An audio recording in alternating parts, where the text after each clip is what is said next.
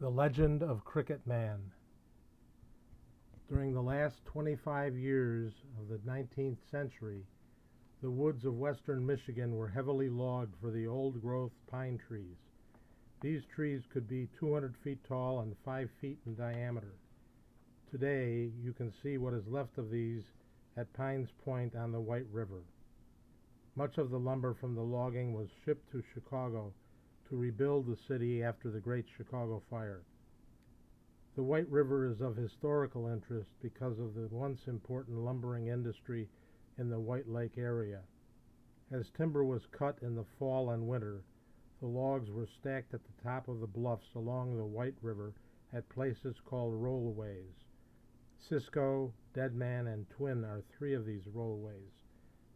After the winter and with the onset of the spring floodwaters, the logs were cut loose and they rolled down to the river below. From there, they were floated downriver to the mills in the Whitehall area. In the early years of the 20th century, a young man named David went to work for the White River Lumber Company. It was during this time that he worked on some of the most dangerous jobs at the lumber mill.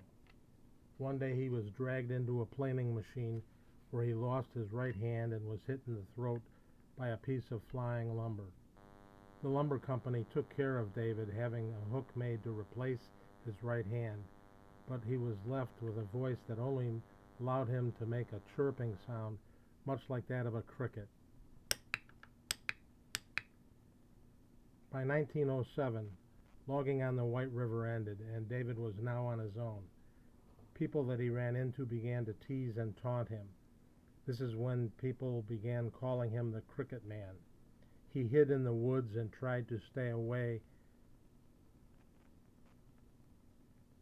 but that began to become increasingly difficult. David, Cricket Man, discovered the 3S Club at a location near the present-day site of Owasippe's grave. Cricket Man hid in the basement of the 3S Club where he spent his nights. During the daytime, he wandered the forest, avoiding the teasing of people. Ultimately, he was found and chased away from the 3S Club. He explored the woods along Cleveland Creek, looking for an isolated spot that he could build a cabin to hide in. During this time, he would run into young boys who chased and teased him, making him very angry. He would try to reason with them, but all he could do was make that chirping sound. It was during this time that scouts began camping along the shore of Big Blue Lake. Camp Blackhawk is there today. Cricket Man was very angry and wanted nothing to do with people. Scouts in camp heard tales of the Cricket Man, and they were told that he made a sound like a cricket. So when they heard crickets chirping at night, they became frightened because of these tales. Cricket Man found an isolated spot along Cleveland Creek where he built a very small cabin. The area is known today as Deuce's Wild and was the site of the White River Lumber Company outpost camp along what is now Wolverine Lake. He was able to hide there undisturbed until the Wolverine camps were built in the late 1960s. He became fearful and angry as people encroached on his little campsite. As scouts began camping in the Wolverine sites, they would say they had heard the chirping sound at night. He tried to scare them away by shaking their tents and making the chirping sound. But more and more scouts came to the camp. Cricket Man would hide in his little cabin during the day, where it was hidden by the forest.